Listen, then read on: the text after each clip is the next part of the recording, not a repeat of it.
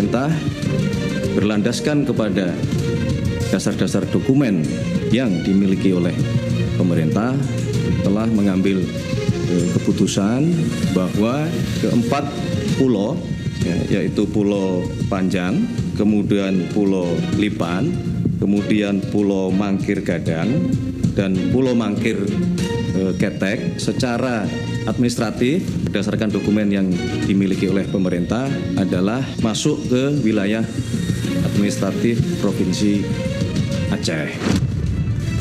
40 itu hak kita. Apa kita berteriak ni seriak itu hak kita.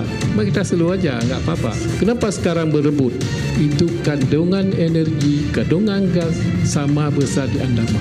Ataupun sekarang statusnya dimiliki oleh pemerintah Provinsi Sumatera Utara atau pengelolaan tetap dijadikan milik pemerintah Provinsi Sumatera Utara. Saya ngajak Provinsi Aceh untuk sama-sama mengelola.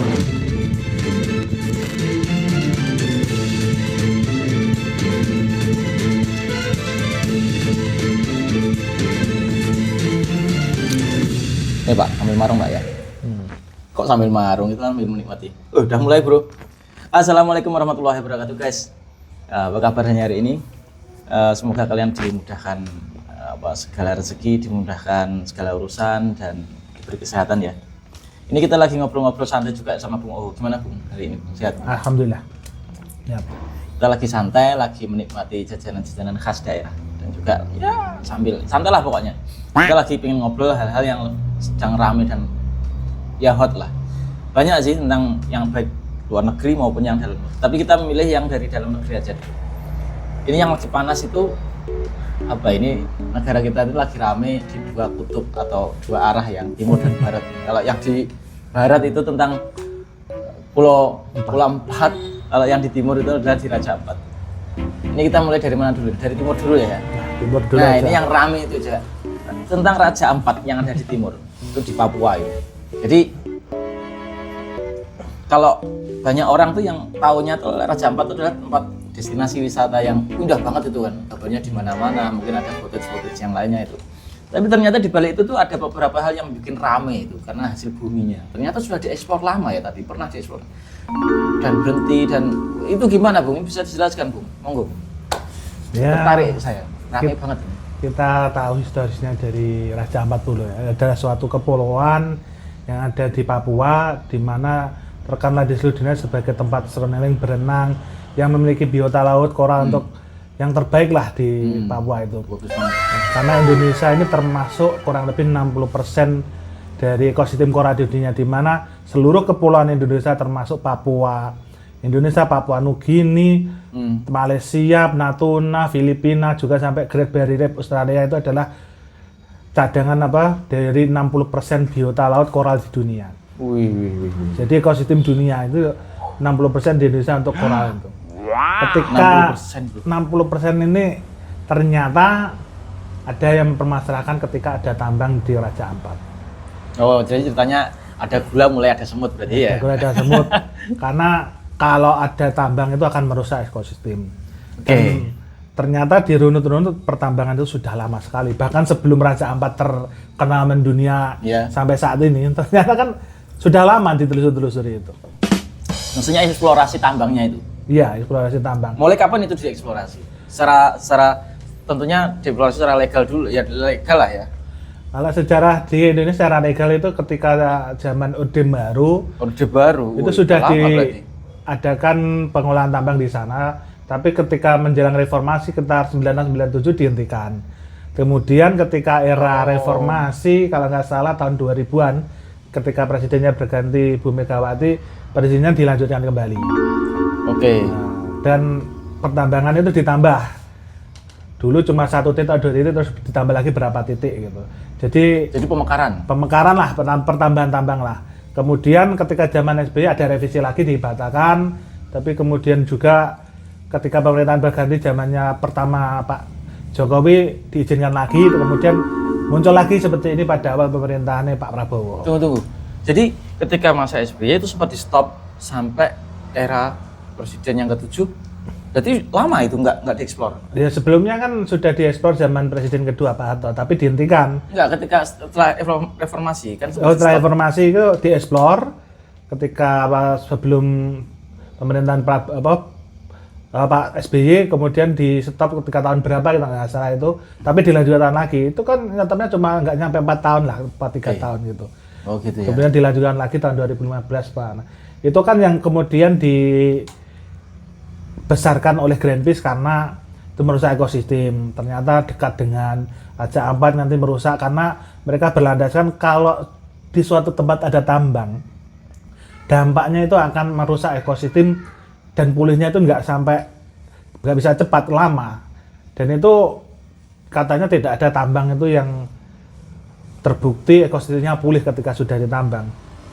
Kita bisa menambah saat ini tapi merusakkan untuk berikutnya. Oke. Kan, gitu. Gitu bayar. Oke. Tapi tambang apa yang ada di situ kok sampai ramai banget begitu? Apakah karena unsur politiknya atau karena apa mungkin gitu? Kok sampai begitu ramainya Raja Ampat itu? Raja Begitu Ampat. eksotiknya, begitu hasil buminya bukan hanya sekedar destinasi wisatanya ya. Dan kita kan bisa melihat apa yang tersirat. Kalau yang ramai kan di atas, di bawah ada apa? Fenomena gunung es kan? Ya, udah gunung es. Nah, ternyata di bawahnya ada tambang nikel, ada rare earth. Nikel. Nah, kalau sekarang Rare kan earth. ya Tanah jarang ya. tanah jarang, ya. rare earth kan yang sekarang primadona di Benar. zaman sekarang. Kalau dulu kan nggak ada, makanya nggak terlalu ramai. Kemudian Perkembangan teknologi itu ya. perkembangan teknologi memunculkan perkembangan itu sehingga pertambangan nikel banyak dan itu salah satunya hasilnya di Raja Ampat. Dan itu Waduh. akhirnya merebak kemana-mana. Akhirnya pemerintahan kan sudah menyatakan membatalkan perizinan tambang yang dia dasarkan merusak lingkungan. Tinggal satu aja yang terbaru itu karena itu sudah di bawah BUMN, di bawah PT Antam kalau nggak salah itu. Jadi sekitar 5 atau 4 itu tinggal satu yang beroperasi, yang lainnya di stop, perizinannya dihentikan.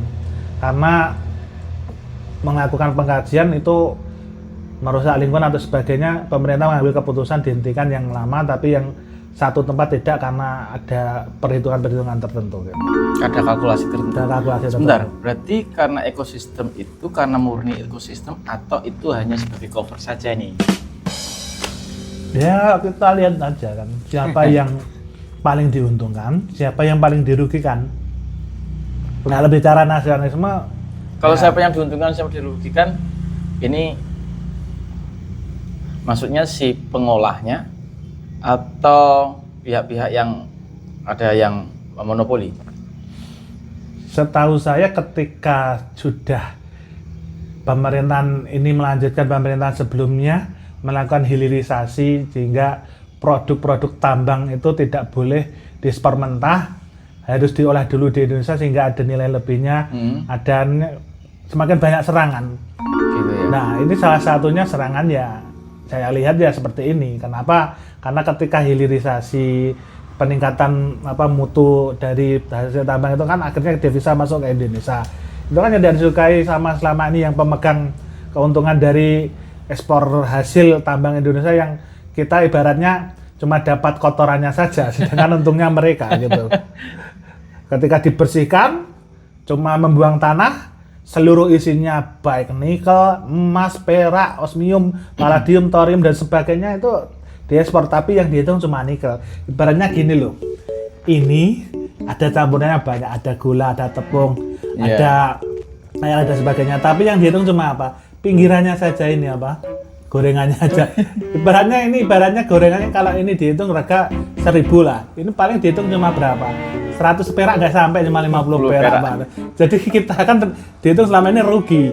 Ya kalau saya lihat ya kemungkinan mereka merasa dirugikan sehingga memunculkan isu-isu seperti itu. Tapi kita kan harus satulah, kita harus melihat jadi keuntungannya untuk siapa. Tapi memang kalau ekosistem saya yakin ada perhitungan tertentu, kemungkinan oleh sebab itu dibatalkan untuk beberapa, tapi yang satu tapi dijalankan sehingga amdalnya itu harus diperhatikan. Selama ini kan saya lihat pertambangan ketika era masuk 10 tahun terakhir ini amdalnya edan-edanan. Tambang dulu, amdal belakangan. Itu yang merusak lingkungan itu. Itu bahaya sebenarnya. Bahaya. Oke, kita berbicara itu tentang Papua ya. Ingat bro, sekali lagi, ini Papua. Senggol dong kan gitu ya. Kenapa sih ada apa dengan Papua sampai mulai polemik sampai nggak mau dilepas itu kan? Ternyata di balik itu tidak hanya emas kalau dulu kan yang terkenal karena Gunung Mas, ternyata lebih dari itu. Di Papua itu banyak sekali kan. Mungkin tidak hanya emas saja, tadi yang nikel dan sebagainya. Bisa jadi itu tidak di Raja Ampat aja. Mungkin ada lagi, sekali lagi ini Papua, senggol dong, senggol bos. Tapi jangan macam-macam disenggol-senggol. Ntar konflik peluru nanti kan. Oke, itu yang ada di Raja Ampat ya. Kalau yang sekarang ini arahnya kemana? Ini di stop atau tetap dieksplor atau arahnya kemana? Yang pengumuman pemerintah terakhir itu 4 tambang yang lama itu di stop. Cuma tinggal 1 tambang yang masih beroperasi karena itu baru dan juga baru berapa tahun lah, 2 tahun atau 3 tahun itu. Itu langsung di bawah BUMN, kalau nggak salah di bawah PT Antam. Jadi kan jelas kalau masuk PT Antam masuk kas negara. Sedangkan yang lain kemungkinan milik swasta atau perusahaan luar endor asing lah. Kalau di Antam kan jelas itu peruntukannya masuk pajak untuk dan sebagainya.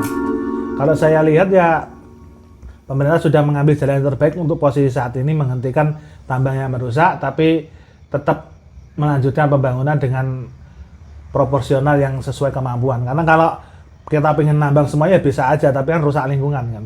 Tapi kalau misalkan tadi itu amdalnya belakangan, itu di tahun berapa itu? Ya mulai dibuka lagi kan? Dibuka lagi, ternyata amdalnya belum ada. Secara ekologi, secara ekosistem dituntut masalah itu tadi, masalah kan ekologi ya. Ya ketika kita lihat informasi 10 tahun terakhir itu produk komoditas dunia yang naik itu tambang itu apa aja ya, kemungkinan ya kita bisa melihat ke belakang tambang-tambang yang hasil perdagangan bumi tambang yang mendunia ke belakang 20 tahun terakhir yang mulainya seperti itu. Kita bisa melihat ketika saya lihat ketika masuk era perdagangan bebas tahun 2010, ketika era WTO Free Trade Area nah itu loh free trade itu perdagangan bebas, akhirnya bebas dagang dan sebagainya 2010 kan. Itu kan periode kedua Pak SBY kan yang kemudian menghentikan, atau ya kalau saya menghentikan salah satu atau tetap menjalankan yang lain gitu. Jadi nggak semuanya dihentikan total gitu. Itu yang terlibat itu vendor-vendor itu dari dalam negeri atau bagaimana, Bung? Campuran? Kalau saya lihat cara pemasaran, berarti kan itu berbagi hasil ya. Yang Antam berapa, yang BUMN berapa, pasti kan dibagi kan itu kan. Ya kita kan tidak tahu secara pasti, tapi kita bisa melihat dari perusahaan itu siapa yang milik. Ternyata rata-rata ya PMDN, ada juga penanaman modal dalam negeri, luar negeri ada. Kita bisa melihat, telusuri saja hasilnya kemana gitu. Kalau PT Antam kan jelas dari Indonesia. Sedangkan yang perusahaan lain ada yang swasta, ada yang joint venture, jadi kerjasama, jadi gabungan luar negeri dan dalam negeri. Ya kita melihat aja hasilnya seperti apa gitu. Kalau ini ingin di-stop karena ekologi, tapi kenapa kok berlama-lama? Apa nggak semudah, sesulit apa sih untuk menghentikan itu? Dari pihak pemerintah loh ya. Kalau kita mengambil keputusan pemerintah itu secara tetap kan harus melihat segala perhitungan, nggak mungkin lah langsung terbawa emosi. Tetap kan harus melihat kedepannya bagaimana dampak lingkungan dan sebagainya. Kalau saya hitung ini ibaratnya ya lebih cepat lah dari pemerintahan yang terdahulu. Kenapa? Karena kan sekarang RFA digital informasi lebih menghujani masyarakat. Jadi ketika pemerintah tidak secara cepat tanggap memberi penjelasan bisa menjadi bola liar, sehingga lebih cepat lebih baik, tapi itu sesuai dengan sikon dan kondisinya. Saya lihat pemerintah sekarang sudah bisa mengambil sikon yang tepat lah. Karena kalau terlalu dibiarkan bisa melebar kemana-mana. Nah itu, ini pasti banyak pemain ini kalau misalnya bisa melebar, itu potensinya kan bisa melebar. Oke, itu Raja Ampat ya. Sekarang kita langsung ke ujung barat Indonesia tentang Pulau Ampat. Pulau Ampat. Ini kasus apa, Bung, Pulau Ampat ini? Ketika di timur ada Raja Ampat, di barat ada Pulau Ampat. Secara historis ya kita baca dulu ya. Secara historis Pulau Ampat itu tepatnya ada di Aceh, bagian selatan tenggara, berbatasan dengan Provinsi Sumatera Utara. Selatan tenggara? Barat? Di barat, selatan. Barat Daya? Barat Daya ya, selatan. barat daya di perbatasan dengan provinsi Sumut, Kabupaten Tapanuli kalau nggak salah. Sebelah baratnya deh, sebelah baratnya. Iya, sebelah baratnya Aceh, sebelah timurnya Sumut. Dan itu ada di perbatasan. Ketika melihat secara historis, Pulau 4 secara data faktual itu tahun 1950-an ketika berdiri sebagai provinsi itu sudah dimasukkan ke sana. Kemudian ketika terjadi gejolak di Aceh dan sebagainya tahun 80-an atau berapa juga masih secara data faktual tahun 90-an juga masuk ke provinsi Aceh lah. Kemudian di tahun 2004-2005 lah ketika terjadi tsunami Aceh sehingga sudah tsunami akhirnya terjadi perdamaian antara GAM dan pemerintah RI, hanya terjadi kesepakatan perdamaian sebagainya. Saat itu sudah diputuskan bahwa Pulau 4 termasuk bagian provinsi Aceh, sehingga provinsi Aceh merasa itu adalah hak mereka. Ketika dipindahkan ke provinsi Sumut, sehingga mereka merasa kok diambil alih, itu kan ibaratnya diambil punyanya, jadi terjadi permasalahan. Itulah yang terjadi. Sampai kita kan lihat beritanya di TV sampai orang-orang Aceh naik kapal ke pulau itu untuk menjaga gitu kan, karena nggak terima kan. Dan itu juga kita harus hati-hati. Kenapa? Itu hanya untuk perebutan wilayah keadministrasian aja kan.